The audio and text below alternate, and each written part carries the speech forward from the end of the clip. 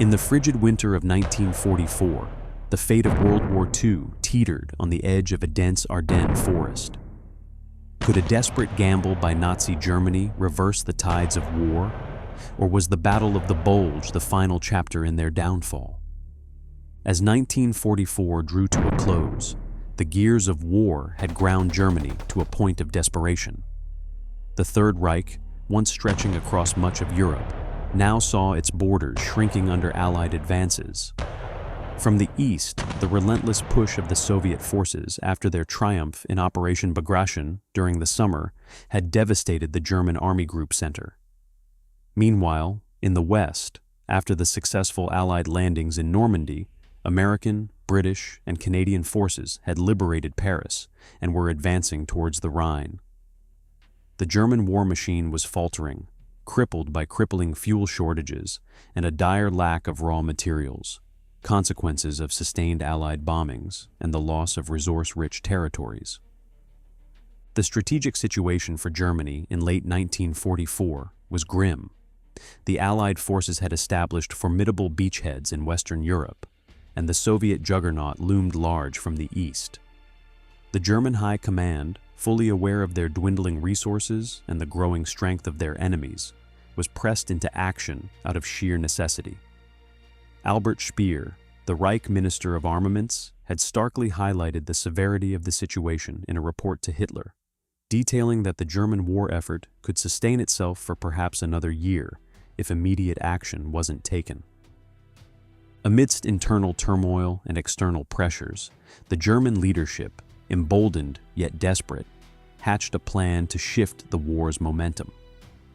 The idea was audacious, a surprise offensive through the lightly defended Ardennes, mirroring their successful campaign during the spring of 1940. This region, characterized by dense forests and narrow valleys, was poorly suited for defensive warfare, and the Allies, confident in their numerical and logistical superiority, had left it only lightly guarded. The German plan, codenamed Operation Watch on the Rhine, aimed to pierce through the Allied lines, capture the vital Belgian port of Antwerp, and split the Allied front, separating 21st Army Group from 12th Army Group and isolating large U.S. forces, hoping to force a political shock on the Western Front. On December 16, 1944, under cover of complete radio silence and benefiting from poor weather conditions which grounded the Allies' superior air forces, the Germans launched their assault. Over 200,000 German troops, organized under the 6th SS Panzer Army, 5th Panzer Army, and 7th Army, and including several panzer divisions with Panthers and limited Tiger IIs, stormed the Ardennes, catching the Allied forces off guard. The initial success was swift and devastating. Towns like Bastogne were besieged, and the push towards Antwerp seemed within reach. However, the German advance was hampered by logistical issues and the harsh winter weather. Supplies ran low as the Allied Air Command regained its ability to strike when the skies cleared around December 23rd to 24th, dropping bombs on German supply lines and reinforcing their ground troops. The Battle of the Bulge, as it came to be known due to the initial bulge that the German offensive created on war maps, was Hitler's last major offensive in the Western Front. It was a gamble to break through the Allied lines, disrupt their supply chains, and force a desperate reconsideration of their advance towards Germany. With the stage set and stakes high, Germany launched an audacious counterattack through the Ardennes, hoping against hope that this bold move would alter the course of the war. This battle would test the resolve and resourcefulness of both the Axis and the Allied forces, culminating in a confrontation marked by fierce combat and significant human and material losses.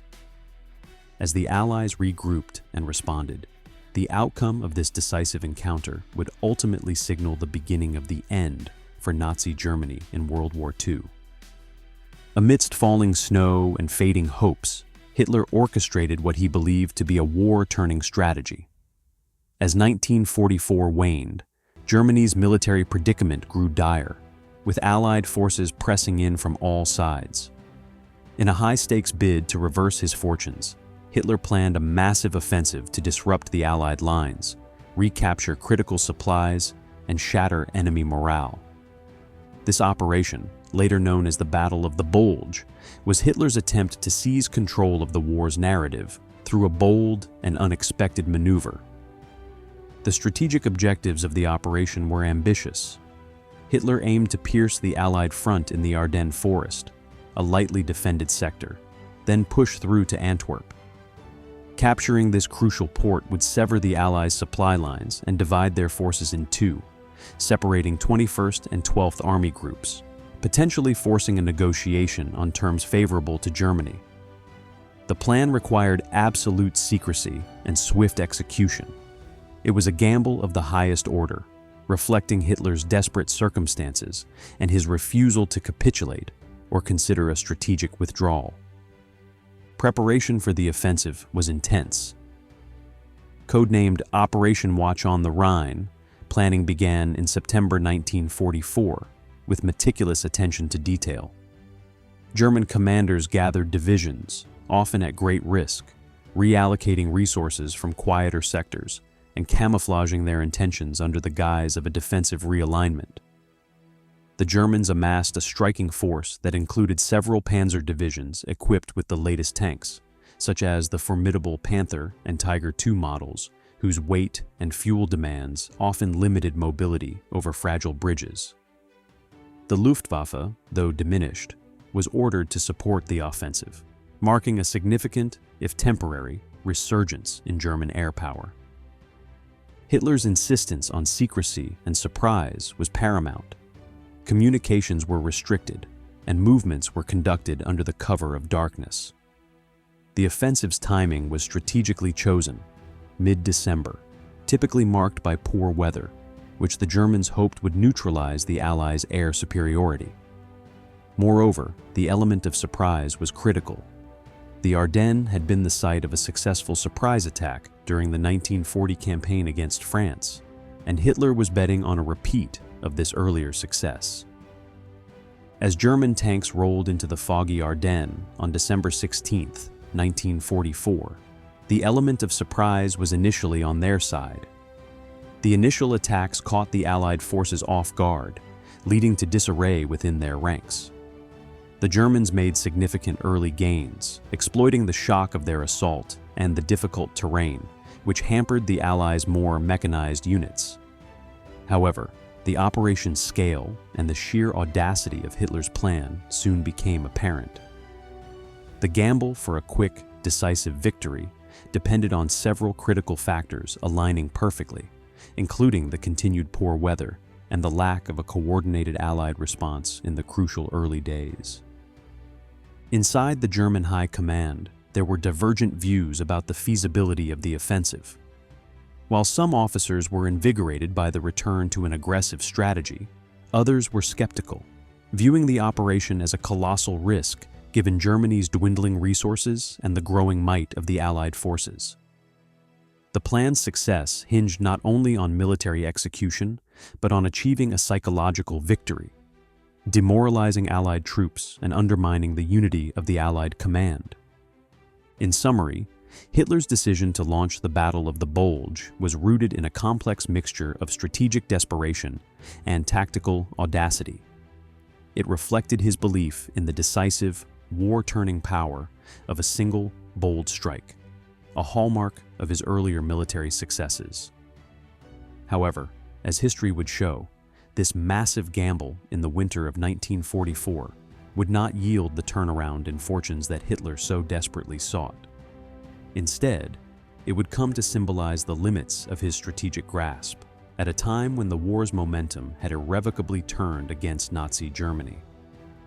The high stakes and dramatic execution of the plan would ultimately be overshadowed by the resilience and recuperative capacity of the Allied forces.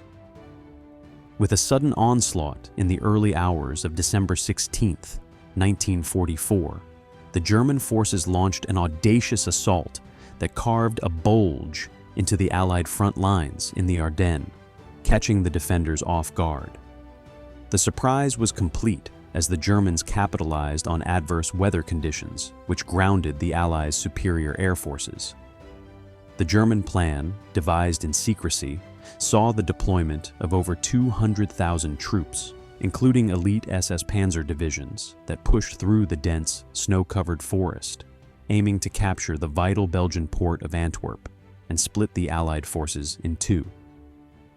As the Germans advanced, the initial success was marked by the sheer pace and ferocity of their attack.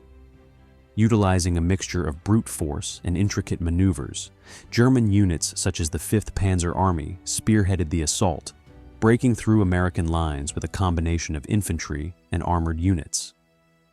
The sector around St. Vith, a critical road junction, became a prolonged and stubborn fight that delayed the German timetable.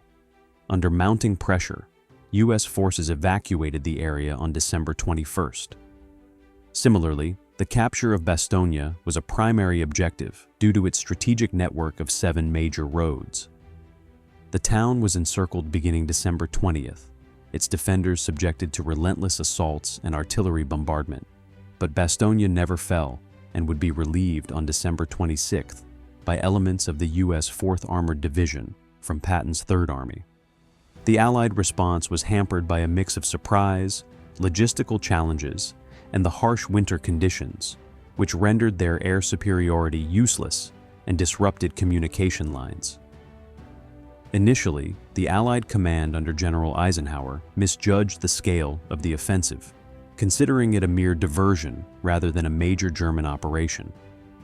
This underestimation allowed the Germans to make significant early gains. However, the Allies quickly regrouped, deploying reinforcements including the 101st Airborne Division, which was sent to bolster the defenses around Bastogne. Despite their initial advances, the German forces soon encountered severe challenges. The rugged terrain of the Ardennes, bitterly cold weather, and the resilience of the Allied soldiers stymied the German advance. Supply lines were overstretched, and the German tanks, though initially effective, faced fuel shortages, exacerbated by failed efforts to seize U.S. fuel dumps around places like Stavelot. Furthermore, the element of surprise was diminishing as the Allied forces began to reassert control over the skies once the weather cleared on December 23rd to 24th, marking targets for their now operational air forces. The encirclement of Bastogne became emblematic of the intense combat and desperate conditions of the Battle of the Bulge. The town, defended heroically by American troops, held out against repeated attacks and encirclement by German forces. The defenders, low on supplies and without winter clothing, were famously offered a chance to surrender by the German commanders. A proposal met with the defiant reply, "Nuts," from Brigadier General Anthony McAuliffe. Reinforcements eventually broke through to Bastogne on December 26th, signaling a turning point in the battle. As January 1945 approached, the German thrust lost momentum. The Allies, now fully mobilized and aware of the German intentions, launched counterattacks. The weather cleared, allowing Allied air forces to attack German troop positions and supply lines. This aerial assault compounded the existing logistical nightmares faced by the German forces, draining their remaining resources and morale. On January 1st, the Luftwaffe attempted a large-scale strike on Allied airfields, Operation Bodenplatte, that caused local damage but effectively crippled Germany's remaining fighter strength. The initial strategic successes of the German offensive in the Ardennes, impressive though they were for their surprise and scale, thus concealed fundamental weaknesses. The offensive was overly ambitious and unsustainable, given the dire state of German resources and the increasing capabilities of the Allied forces.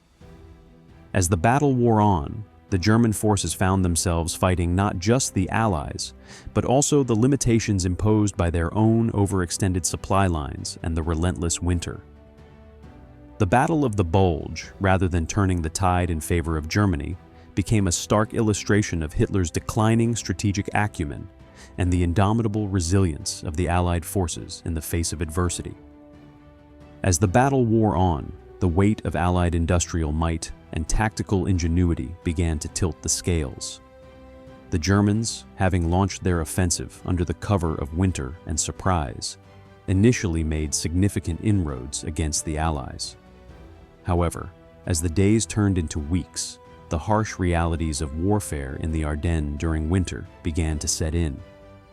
The German supply lines, overstretched and vulnerable, struggled to keep up with the demands of the front lines. Fuel, so critical for the tanks and vehicles that formed the spearhead of the German advance, became scarce, and ammunition stocks dwindled. The plight of the German forces was exacerbated by the Allied control of the air. With clear skies, Allied planes relentlessly targeted German supply convoys, further crippling their logistical capabilities. The American forces, though initially taken aback by the intensity and scale of the German offensive, quickly regrouped. Reinforcements were rushed to the critical points, and the logistical superiority of the Allies began to show. U.S. logistical commands rapidly rerouted transport and supply to threatened sectors, ensuring frontline troops were reinforced as the crisis unfolded. Meanwhile, General Eisenhower, recognizing the gravity of the situation, made the decisive move to reallocate resources and command attention to this unexpected thrust through the Ardennes. By late December, the American General Patton had maneuvered his Third Army to relieve the beleaguered town of Bastogne, a vital road junction that had been holding out under siege. The German command, led by a desperate Hitler refusing to heed the realistic assessments of his generals, continued to push for an offensive that was increasingly unrealistic. Morale among the German troops faltered as the promises of a quick victory gave way to the grim reality of a grinding and uncertain battle. The winter conditions, brutal and unforgiving, further dampened the spirits of the German soldiers, unprepared for the prolonged engagement in such harsh environments. With the Bulge stabilizing by early January, the Allies prepared to launch decisive counterattacks. General Eisenhower had amassed a formidable force, including elements from the British 33rd Corps, to mount a concerted push against the German salient. The counteroffensive, starting on January 3, 1945, was a coordinated effort featuring a combination of infantry assaults and armored thrusts, supported by overwhelming air power. The dense forests and rugged terrain of the Ardennes, which had initially worked in favor of the Germans, now proved to be their undoing, as Allied forces used these natural barriers to funnel and trap German units. The Allied counteroffensive steadily eroded the gains made by the Germans. Town after town was recaptured, and the German forces found themselves being squeezed into an ever smaller pocket. The logistical strain on the Germans reached a breaking point in mid-January, when their supply lines collapsed entirely under the combined weight of Allied aerial bombardment and the aggressive push by ground forces. Captured German soldiers, many of them young and inexperienced, spoke of severe shortages and disarray among their ranks.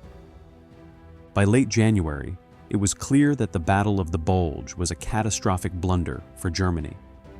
The offensive had not only failed to achieve its strategic objectives, but had also depleted much of Germany's remaining reserves of men and materiel. The Allies, on the other hand, emerged from the battle more coordinated and resolute. The unity of command and the ability to rapidly reinforce and supply their positions had proven decisive.